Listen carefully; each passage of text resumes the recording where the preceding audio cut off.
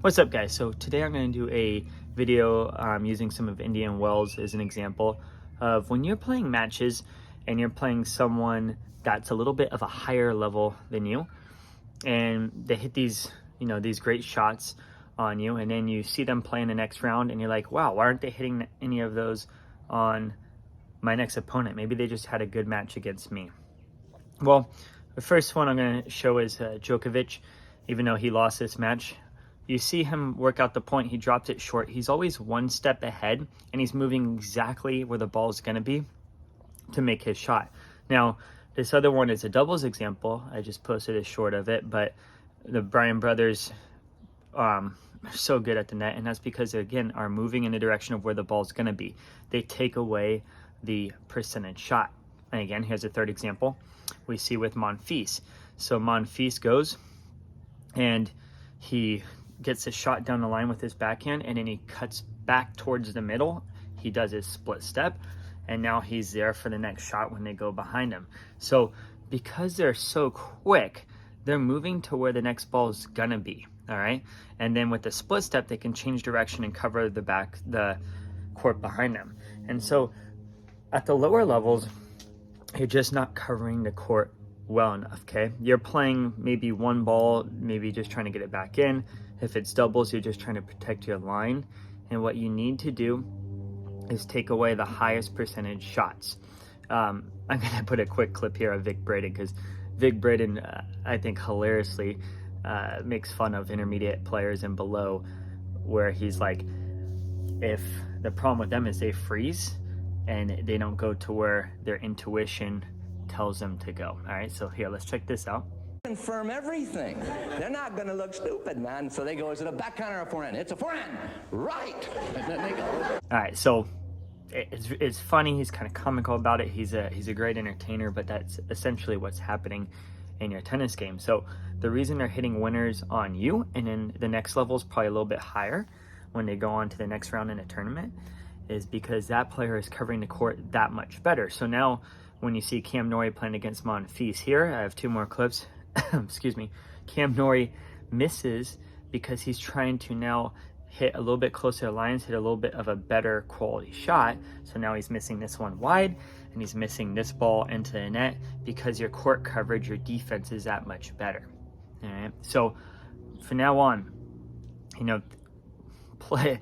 That's why it's so important to place the ball and think of it like chess. As long as you can keep your ball, let's say singles, deep cross court, there's only two options, okay? Down the line and back cross court. We don't care about all those specialty novelty shots, the drop shots, stuff like that, especially in 4-0 and below, even 4-5. The drop shots aren't going to be the greatest, and you're going to be able to get to them and hit an approach shot, right? So start thinking in that. We keep the ball deep. That's rule number one. Put it back deep cross. They really only have two options. All those other shots are either risky or lucky. Same thing in doubles. Once I hit the ball, I follow the ball. That usually takes the percentage shots, and then it gives them the lower percentage shots as long as you follow the ball. All right. So for example, if I come in and I volley cross court, I'm going to follow that ball cross court because I'm here, my doubles player is here, and now they have this little slit of an angle to hit. If they can hit that, too great. All right, so that's my little tip to you guys if you guys are experiencing that. And again, I always put myself in my opponent's shoes. This is where I sort of got my thinking as a coach, okay? So if I struggle with a shot, probably they're going to struggle with that same shot, okay? So how I put myself in someone else's shoes is I think about when I'm playing someone a little bit lower of a level, and I'm like, yeah, all right, why is this so easy? Why am I making these shots against these players? And it's because I realize there's a lot more openings. They're not recovering to the right place. So if you really want to improve your game, forget about all the technique stuff for a little bit, right? Just take the game that you have, hit a lot, play out a lot of live ball points.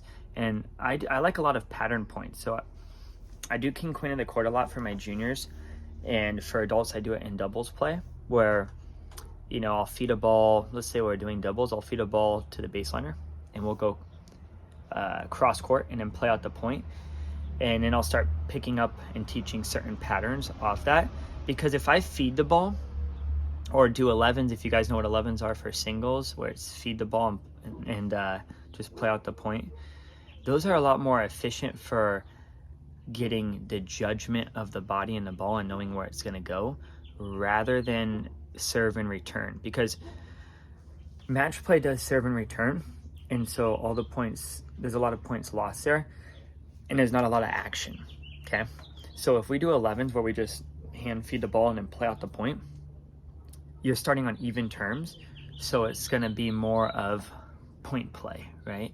And working out patterns and strategy, and it's a lot more action. Okay, and then so that's what you want to work on when you're working on trying to read the body, trying to know where the ball is going to go. And if you're working on just match play and it's short, quick points and it's mainly serve and return, then you want to actually do set play. Now your drills are for maybe just building confidence, hitting a shot, all right, over and over again. But that's, once you have the shot and you can hit it off the feed, that's not going to translate into a match. So we go through these progressions, right? It just depends on what you want to work on. If you have your technique, good. Now we do a live ball setting where there's a bunch of action. It's not serve, pause, second serve, go, quick point, next point. And then once you have those two things done, now we're going to put it into a match play setting. Okay? Hope that helps you on your game a little bit. Till next time, guys.